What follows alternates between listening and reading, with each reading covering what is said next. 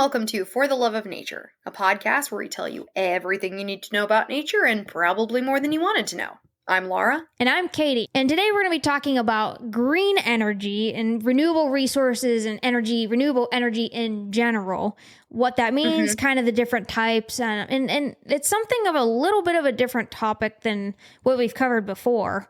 Yeah, it's going to be in depth, but it's not like we can cover all green energy. Oh, heck no. One episode. Yeah. We're just going to focus on like two. I picked my favorite one just because I knew a lot about Mine it. too. I think I picked my favorite.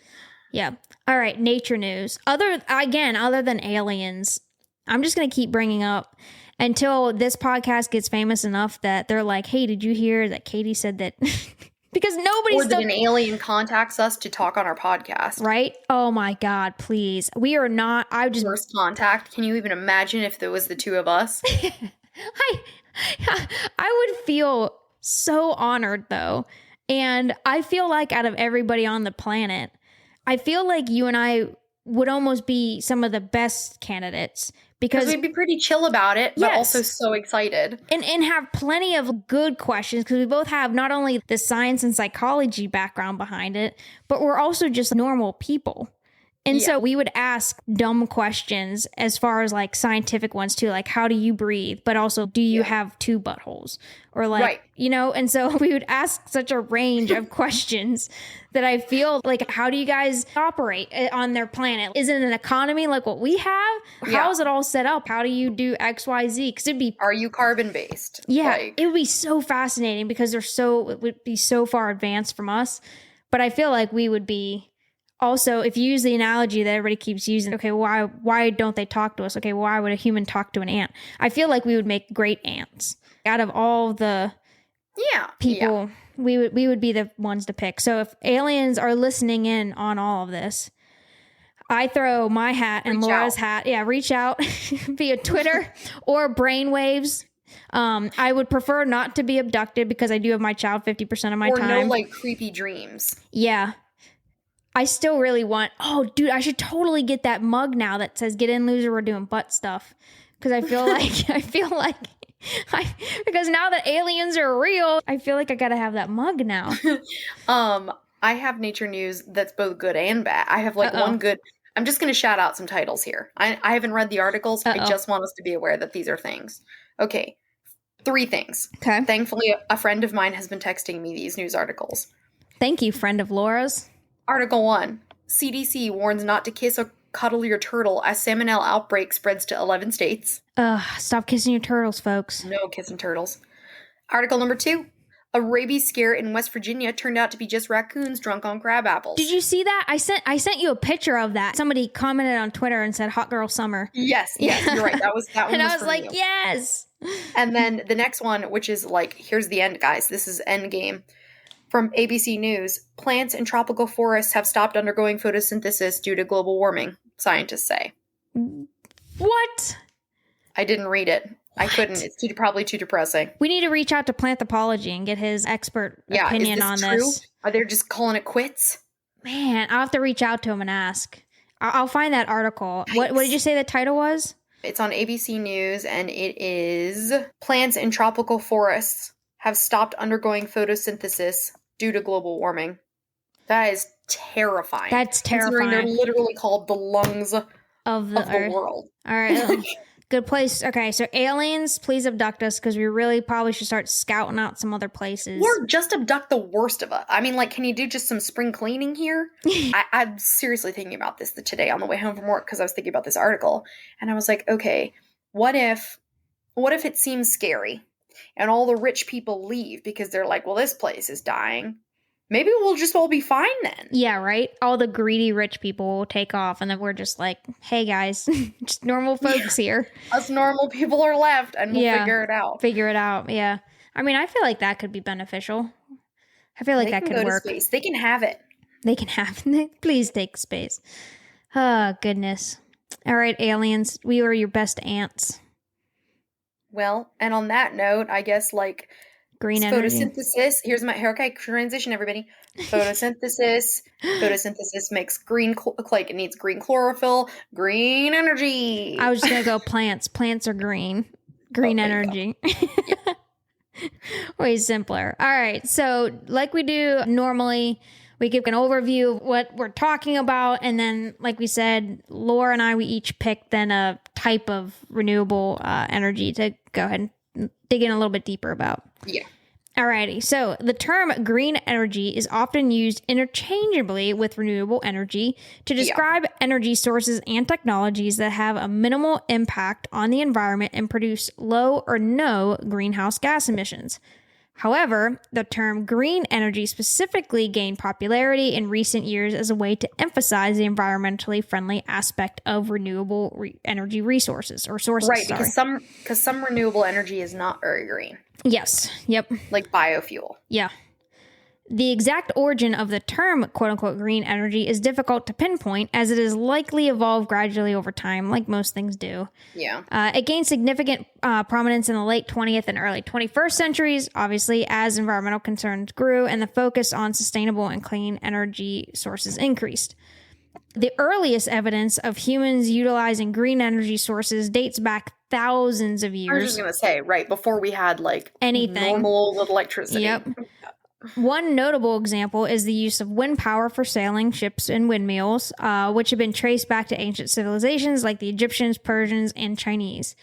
Additionally, the harnessing of hydropower for mechanical purposes such as water mills has been obviously well documented in various cultures throughout history.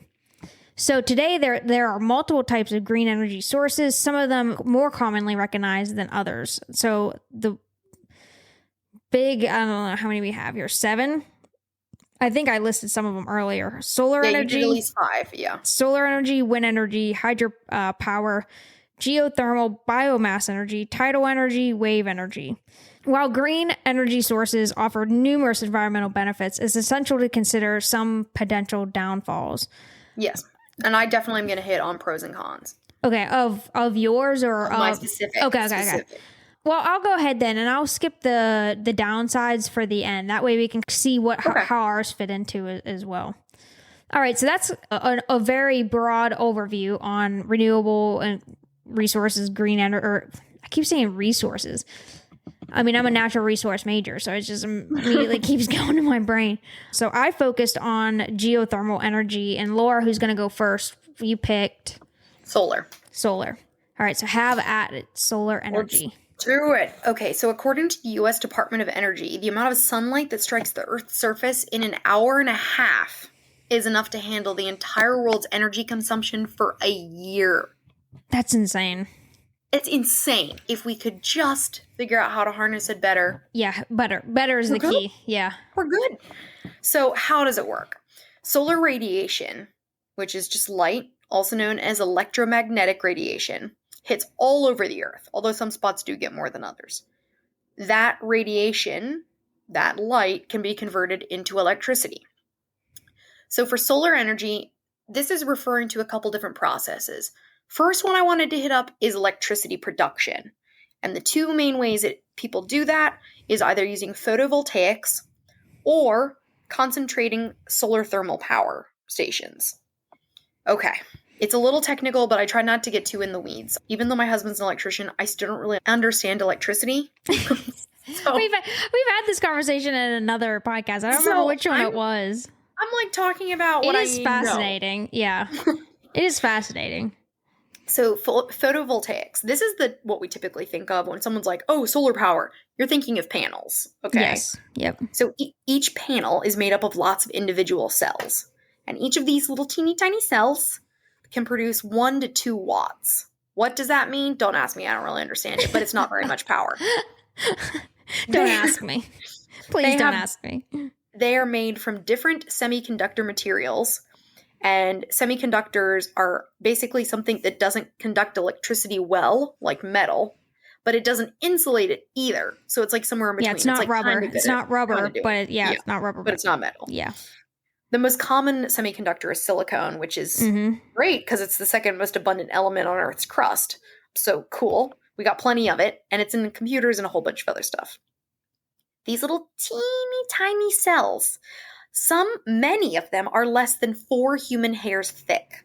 That's insane. So small. They're doing things with little teeny tweezers. Yeah. And these cells are sandwiched between protective layers so that they can last outdoors. It could be between glass and plastic or plastic and plastic or something. How effective a cell is depends on how much power comes out of it versus how much light is absorbed. So when they're talking about like efficiency, it's what goes in versus what comes out. And so far, we're about 20% efficiency here, which is not great, but better than nothing. So compared to the light that goes in, we are only able to harness 20% of that. Jeez. Although cutting edge technology is improving and we are in lab settings getting up as high as 40. So it's on the horizon, but right now the majority of things it's 20%. The cells are then joined together to form a panel or a module, like they're different, interchanged. And then these modules can be joined together to form arrays. The array is then connected to the electrical grid, or they're just mounted on top of your house and put into the grid of your house. Mm-hmm. And the panels are always mounted to face the sun, obviously, and then you get as much light as they can. They can be mounted in all sorts of ways. Some of them are fixed. Some of them can rotate on one axis. Some of them can rotate all over the place so they can follow the sun all day long in any direction. Have you ever seen the Matthew McConaughey movie, Sahara? Oh, that's how I thought of the whole time. Yeah, okay, me too. Okay. That is one of my favorite movies. Back before The Office was that movie that you could do on repeat. Sahara was that for me, or the comedy Evolution with David Duchovny in it, and I forget who else. I actually have both of those movies on DVD. So good. Continue. I saw Sahara in theaters, and it's one of the best. So good. Continue. Yeah. So the modules produce DC current that is then converted into AC current to power things inside your home, and it's done using something called an inverter. I just love your explanation. It's done by something called an inverter. Yeah. Meanwhile, Justin's, if he was around, he's probably like, Laura. He tried to explain DC versus AC, and I kind of get it, but this is for nature novices. Yeah. I'm not gonna. That's what we'll go on. That's what we'll say. Yeah. So this can be done, like I said, for your house, but it can also be done on a large scale. They're called solar farms, and the biggest solar farms in the U.S. are in California. Mm-hmm. The largest one is called Solar Star, with 1.7 million panels. Holy crap. On 13 square kilometers. And they can produce enough energy to power 225,000 homes, which is pretty awesome. But that's not even the biggest one in the world. That one is the Galmud Solar Park in China. It has 7 million panels. Dang. On 1,390 acres. And they produce enough power to power 3 million homes. But that's still not even a lot for how many panels that is, to how many people are living Well, there. because again, you said 20%. 20%, you know what I mean? And we could harness more, right? Yeah, that would be super beneficial. Imagine says the one with dyscalculia. I can't do the math. So whatever 80% right. 80, left of more than 3 million. It's 5 times that. If you could get 100% efficiency, 5 times that. 15 million. I did it. 15 million. 15 million. 15 million. But still, for how much? For how many panels? Yeah, I don't know. So that's photovoltaics, and that's the most common, and that's what we think of, and that's what everyone's pushing to get on your house or things like that. The other way that's really done typically on a very large scale is the concentrating solar thermal power, and this is what we saw in Sahara. Okay. So this is using a system of mirrors. Sunlight is concentrated and projected onto what's called a receiver. That's typically not always. There's a couple different ways. In the movie Sahara, they're using a central tower for it. That's not the only way. But these mirrors point the sunlight, and there's a fluid inside of that receiver. The fluid then heats up. That was all like goop, right, in the movie? Yeah, they used it to do the nuclear waste. But typically it's for not nuclear waste. It doesn't even have to be liquid water. Some of the most efficient ones used liquid salt or salt metals. Anyway, it heats up that fluid. The heat from that fluid then spins a turbine to power an engine and produce electricity. Okay. Or you could just straight up use the heat and not even turn it into electricity like they did in Sahara. So the heat, the heat could do something else. Something like they're actually using in industrial processes, like creating steel, like something, because this heat can be anywhere from 400 degrees Celsius to 1,000 degrees Celsius. Which is insane. That's so hot. Yeah. Gosh. So, like I said, usually it's used for large-scale utility stuff, but it can be smaller. These plants might have a power tower system, which is that Sahara one, or what's called a linear system, and basically it's like mere troughs, and there's pipes that go in them. Okay. And it's all concentrated to the pipe in the middle. Gotcha. Pipe, like lots and lots of pipes. Then there's a smaller system that sometimes you can even just have on your house, and it's called a dish engine system. Basically, it looks like one of those old school satellite dishes. Yeah.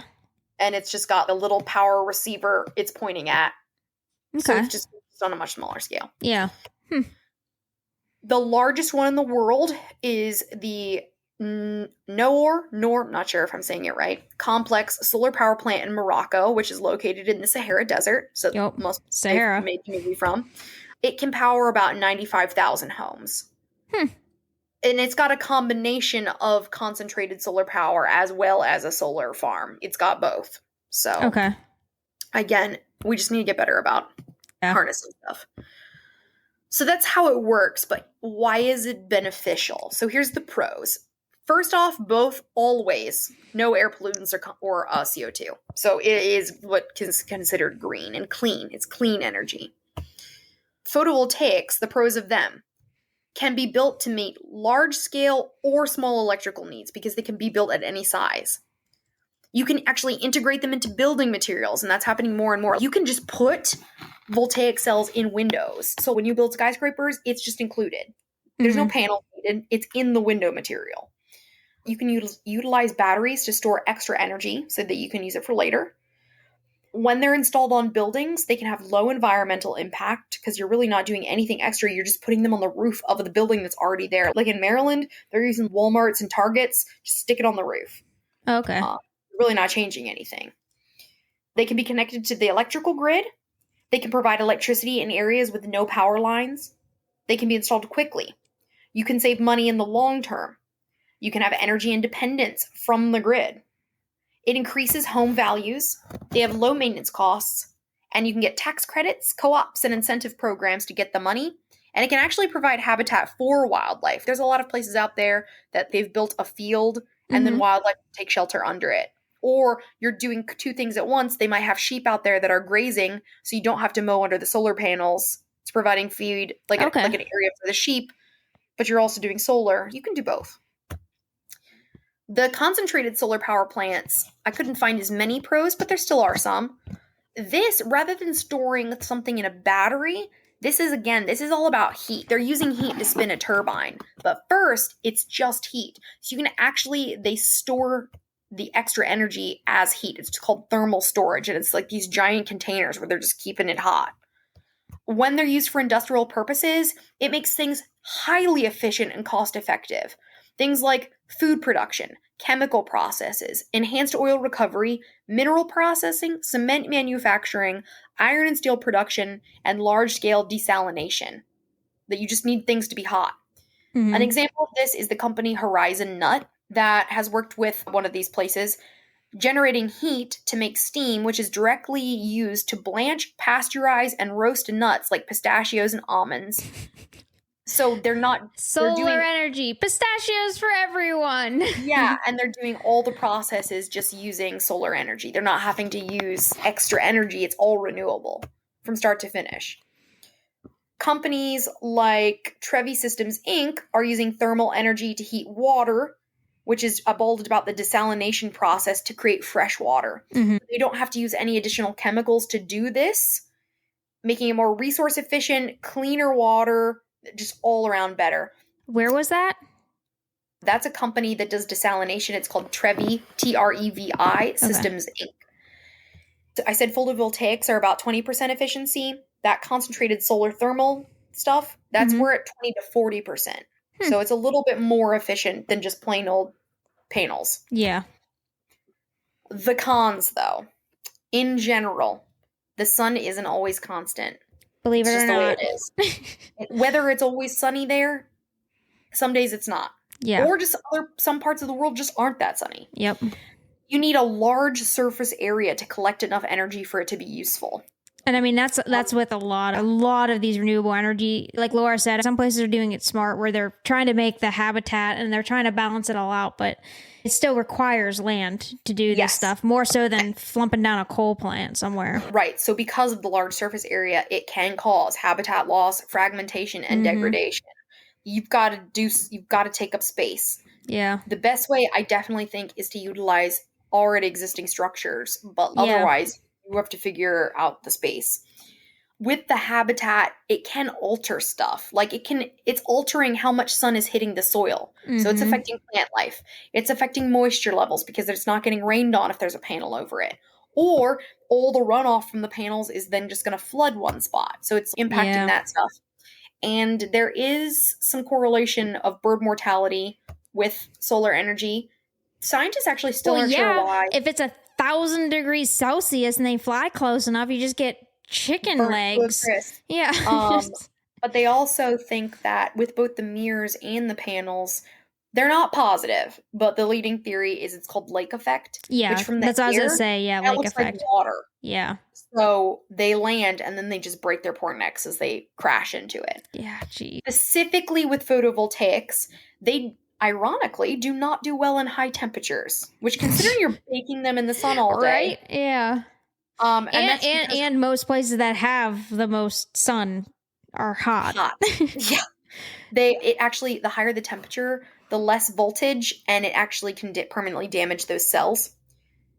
Of course, those panels can become soiled or dirty, and then that can make them lose as much as 10% of their energy. So if they're only 20% efficient, you've cut your energy efficiency in half if they just get dirty. Yeah. So you have to keep them clean. Some are impacted significantly by shade. Some are not. It just depends on the system. I mean, yeah, it's just a funny statement. Yeah. Solar panels, some are affected by shade. Affected by shade. Yeah. They have a high initial installation cost, although long-term, worth it. But you got to upfront the money. Although that's where the tax breaks. That's what I was going to say. Yeah, they're starting to try and do more incentives and things like that. Yeah, here in Maryland, there's buku tax credits, co-ops. Your city might help you. It's like push. Well, you're in a Democratic state, so. There are space constraints for these panels. The batteries can be incredibly expensive. Their manufacturing in general just has an environmental impact. Our energy efficient vehicles, they're great, but they do still take a lot of resources. Data has shown that solar panels pay for themselves in terms of greenhouse gas emissions within 1 to 4 years. So the amount of greenhouse gases it takes to make a solar panel, you will offset that after 1 to 4 years, depending on your efficiency. They're hard to move. You have to dispose of them properly. And that's pretty much it for the voltaics. And the CSP, the central solar thermal stuff, requires high levels of sunlight for extended periods of time. So really the only places that you're seeing the Sahara Desert. The Sahara is Southern Europe and Northern Africa. Yeah. High cost to produce this energy. It's not cheap energy. Like once you've actually produced the electricity, it costs a lot per watt because of what goes into it. Yeah. So is it really worth it at that point? Yeah. Maybe costs will come down as things become easier to make and we've got the blueprints for everything and all that stuff. But until then, it's not very cheap. And like Katie said, there actually can be such a high temperature, it will actually burn wildlife to death, like insects and birds, like just fried as they go through. Just minding your own business.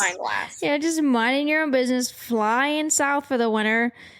All of a sudden, just your cousin's cooked. And oh, poor birds. And then before I finish, I just want to mention 2 more things. One is solar energy doesn't necessarily have to be electricity producing. It could just be heat. Sometimes people just want heat. They don't even need the electricity. Because sometimes most people use electricity to create heat, like with their electric heating. Yeah.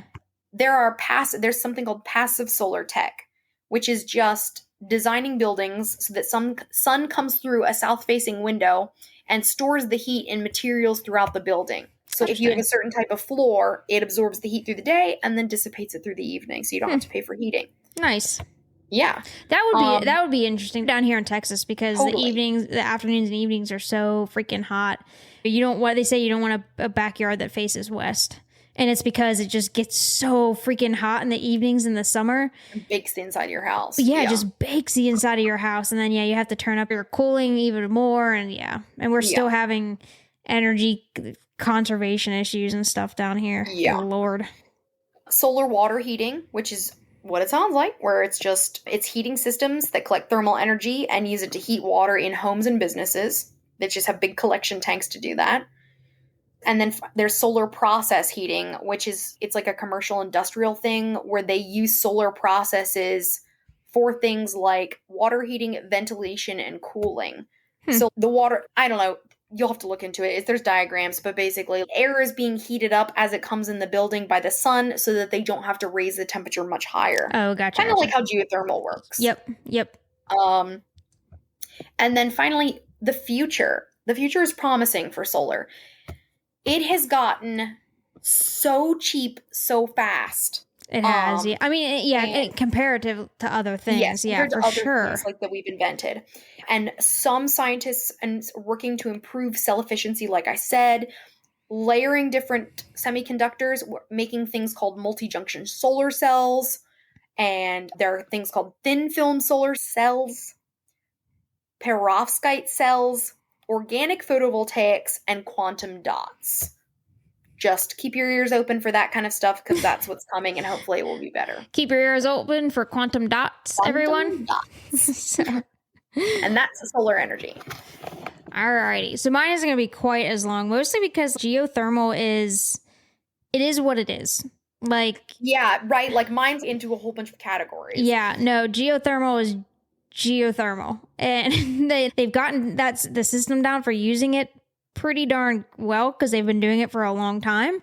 And my high school in Waynesboro actually did some stuff with geothermal, which is mind-blowing to me. Yeah, your little podunk Waynesboro trying to get on that back in 2005. Which is, that is crazy. That is crazy. So geothermal energy is basically tapping into heat stored within the Earth's crust to generate electricity to provide heating and cooling. And we can use this energy to power our homes, schools, and even whole cities is what we see. So let's go ahead and dive into a little bit of a detail here and then talk about there's one place on Earth that pretty much this is predominantly used. So inside Earth's crust, there's a lot of heat going on, obviously. This heat comes from when the Earth was formed, from the natural decay of radioactive materials, and from general frictional heating. Geothermal energy is all about capturing that heat, regardless of where it comes from, and turning it into something useful that we rely on, power. There are different ways, though, to use geothermal energy. One way is to use the steam from underground reservoirs to spin turbines and generate electricity that way, which is basically a steam windmill. Another way to use geothermal energy is to take hot water from the earth and use it to heat buildings. When it's used to heat a building, it's more commonly called radiant heating or hydronic radiant heating. I'm going to talk a little bit about Iceland here in a minute because that's predominantly where just because of where it is. I mean, they are famous out for west, it. I just did a summer camp where we were kind of analyzing where in the U.S. are the best places for different types of renewable energy. Oh, that's cool. And essentially Texas has it all from what we saw on our maps. Of course. Or Arizona energy, you're that part of the country. Yeah. Geothermal, solar, all of it. It's all over there. Yeah. Except for not being used very effectively because we have the worst freaking power issues in the nation right now. But the radiant heating, that's pretty popular in flooring for houses, and that's starting to be used more and more commonly, especially in colder regions. Where you don't want to get up and tootsies be all cold. Right, that was one of the worst feelings. That and sitting on a cold toilet seat, some of the worst feelings in the morning. I mean, I'm thankfully don't have to deal with that anymore because we're just baking down here in Texas, but radiant floor, I mean, that would feel amazing. Because imagine getting up in the morning and your floor is not just like a normal room temperature. It's actually cozy and warm. That would be, I don't know. That would be amazing for me. As somebody who always chronically had cold feet growing up, that's my paradise right there. Radiant floor. One of the cool things about geothermal energy is that it's always there for us to use. It doesn't depend on the sun shining or the wind blowing, so it's 24/7. And okay, I was going to say that's a thin line to walk, though, because just because it is available all the time doesn't mean that we should use it all the time, kind of thing. Using geothermal energy is also, for the most part, good for the environment. It doesn't produce a whole lot of pollution or greenhouse gases like other energy sources do. But the best part is the main byproduct of geothermal power plants is steam or hot water, which then we can just put back into the earth as we're just done using it, and use it for other things. So really, geothermal, it has a lot of really good... I agree. There's really hard for me to think of the downs. I can't wait to hear what you have for the cons. That's what I'm going to go into right now. So, of course, besides, I guess one of the cons I've heard maybe is potential earthquakes. It's almost like fracking. I didn't find too much on that, just because I don't know.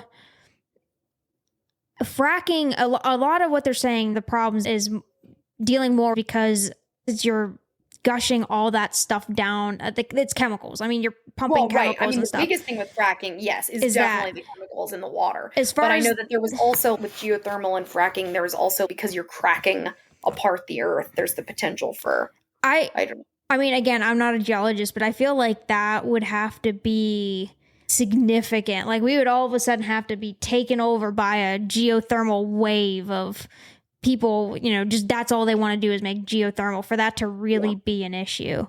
But some of the challenges is it can be expensive to find the right place to tap in the Earth's heat and set up the power plants. So it can be expensive, definitely be expensive to find the right place and set up the power plants. And not every place, again, has the perfect conditions for geothermal energy. But scientists and engineers are always working on new ways to make it easier and more accessible, as far as how can this be the most efficient.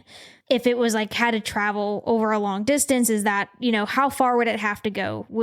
If we had to solely rely on geothermal? Yeah. It seems more place-based than many. Yes, for sure. But overall, it is clean, reliable, and it helps keep us warm and powered up. And again, the warmth comes from the steam and everything. But let's take a little bit of a closer look at some real-life examples of the geothermal energy in action. Again, one place I said where geothermal power is widely used, widely studied and everything is Iceland. So Iceland sits on a hot spot of geothermal activity, making it a perfect area for geothermal energy. In fact, more than 80% of Iceland's energy comes from geothermal sources.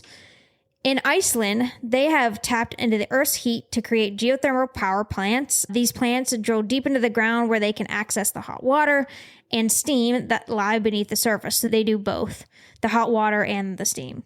They use the steam to turn the turbines and generate electricity, like I was saying earlier. But that's not all they use. Iceland does take advantage of the geothermal energy for heating too. They have a network of pipes that transport hot water from geothermal reservoirs to nearby towns and cities. This hot water is then used to warm up buildings, heat swimming pools, and even melt snow on the streets during winter. Wow. Yeah. So I'm like, they're, again... I know that they were thinking about doing that with solar stuff on roadways, even in America. America is just so... America is just so freaking far behind the rest of the world. Whenever we have the technology and the know-how and the knowledge here, and the money, it's just about freaking America could be a utopia. It's just getting everyone to agree. That's the problem. It could be we could make America literally could be a utopia of just an incredible futuristic living if people would just stop being idiots and just be like, hey, this is gonna be better for all of us. Let's stop being political and let's just do this. So it heats the streets. Iceland's geothermal energy success story shows us just how powerful and versatile, which is the big thing, how versatile that geothermal energy can be. It's not just about generating electricity, but also about providing sustainable heating solutions. Because again, like Laura and I are from the Northeast, and predominantly it's coal country and now natural gas country. But this is a much more sustainable solution to that. So with their abundant geothermal resources, Iceland has become a shining example where people from all over the world go to study their geothermal, their plants, how they do everything, because they really do have this process down. Well, if only we could utilize the old coal mines as pre-built shafts for these geothermal things. Yeah, right? That would be beneficial. They're literally already in the ground. Yeah, right. They're already there. All right, so that was it on geothermal. So I think Laura and I have really touched on all the downsides that there are for green energy in general, which is the intermittency. Again, Laura talked about that with her solar panel. The sun comes and goes. Same thing with wind power. Like wind farms, we have some huge, I think out of the top 10 wind farms size-wise in the world, Texas has several of them here, and they are ridiculously huge. But again, you can drive by there. Some days they're all spinning, some days they're just nothing. And so again, the land and resource requirements that's needed, some need a lot more area than others do. The cost and economic viability, a lot of these have a very high upfront cost. And then it will dissipate down over time and you get your money back, I guess you could say. But at the same time, at the same time, though, yes, I understand I'm getting my money back. However, can you even afford to start? Yeah, can you afford to start? Let's say you can't afford to start it. Is money really that big of an option if you know you're going to be doing what is right for the world to help them? And again, that's where it comes into the politics side of all this. Because, people start throwing out things like talking about the environmental footprint and what's low or what's not. And there's so many different narratives out there of people who are like, how many times around have we heard about, well, it takes X number of fossil fuels to create everything for a wind farm. Okay, how much does it take to create the computer that you're getting all your information from, or your phone? You know what I mean? All relative. Yeah. And so there's a lot of backlash. But again, unfortunately, a lot of it comes down to politics instead of people being like, hey, this works. I actually know somebody who's related to someone who was trying years ago, was inventing a new type of battery to hold solar power. Yeah. That was going to be great. And they could not get a patent because the lobbyists for the larger companies, like oil and coal, would not let it through. Yeah, not even shocking. And again, it goes back to politics that control everything. And we don't want to turn this into a conspiracy podcast, but there are so many people forget you can make money off of anything. And it's the same thing with green energy. There's money-making opportunities here. If you really want to do it and do it well and do it right, you could be rolling in money if you developed the right product or whatever, pieces of the product to get all of this going. So there are smart and good ways that we could be using this stuff. So that's most of the downfalls of it. It's just the upfront cost, the land and resource requirements, the intermittency, habitat loss. Yeah. So those would be definitely some of the big ones there. But listen, guys, we have to be real about this. There's going to be no alternative here soon. Yeah. Like, this isn't a matter of we should do this. This is we need to do this. We're going to die. We know there's finite resources. All right. But nobody looks at that way. And but I mean, they even, scientists have projected maybe 200 years left of oil. Yeah. Okay. Even if it's that wrong, even if it's 500 years, there's still an end. Yes. And that blows, that ticks me off because, again, my master's in park of resource management, folks. And so it drives me insane that it's always oil just doesn't magically appear, man. Well, it doesn't, but also at the same time, it's a balance. And because of politics have gotten involved in it, it's one side doesn't want to use anything at all. The other side wants to use everything. There is a balance. There is a give and take. There's the reality that we definitely have to use oil to even make the plastics to make solar. Yeah. So we need to use the oil before it's all gone to make the renewable stuff that we need to make. Yes. No, exactly. And otherwise, we're going to be using wooden windmills at another 500 years. Yeah, because we have nothing else to use. Yeah. But it's that balance. Again, just so many people they'd rather fight and argue about it and see one extreme to the other than just realizing, hey, we need to use these resources. Like you said, we need to use gas. Let's use it intelligently and let's use it. It's going to work out best in the long run.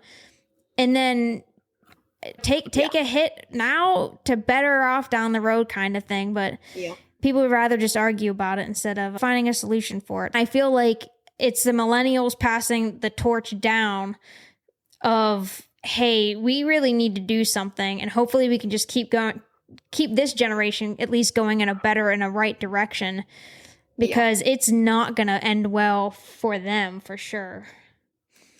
Well, and on that note, we always ended on such a tragedy. But I mean, it's a hopeful hopeful spot. Again, and move to Maryland, man. There's a lot of incentives here for green energy. It's all about solar. They're installing EV chargers. You can't throw a rock soon. Oh my gosh. Yeah, those are honestly down here everywhere too. Hopefully the next generation, like I said, will start thinking that way. So, alrighty. Well, if you would like to nominate us to be the alien, I don't want to say sacrifice. The alien. My gosh, no. Yeah. The alien liaison. Thank you. Liaison. Sacrifice. Liaison. I guess reach out to us on Twitter, and if the aliens would want to do like a social study on us of like, they've got to be all over Twitter to be like, what the heck are these? Or X. It's not called, come on. Like, sorry, X. Yeah, so dumb. But they have to be looking at that. So reach out to us on Twitter, nominate us as liaisons, and go on to Patreon too and support us so that Laura and I can keep doing this kind of stuff. Keep bringing education and chaos, I guess. Your football thing or our football thing we're doing? Those will be dropping on Saturdays and Sunday mornings. Saturday we'll be going over college football, and if you missed the explainer for that, we're going to take 2 or 3 games for each day, and then they're going to be taking the football side of things, making a prediction, and then Laura and I are just going to make their mascots fight, like who would win if the mascots fight, and that's what our prediction is going to be based off of, how we're going to pick the winner. Because that's honestly how I do predict football. Right. Don't sport. Right. Laura doesn't sport. I love football, but I grew up in Pittsburgh. Yeah, you have to. All right, guys. So anyway, like I said, reach out to us on Twitter, reach out to us and support us on Patreon so we can keep bringing you this content. If you want to go ahead and visit our website and check out our merch, it's thenaturepodcast.com. Do it. All right. Well, thanks again, guys. Hopefully you learned just a little bit more. You care just a little bit more, and you're a little bit more curious. Tune in next week. Bye, everybody. Bye.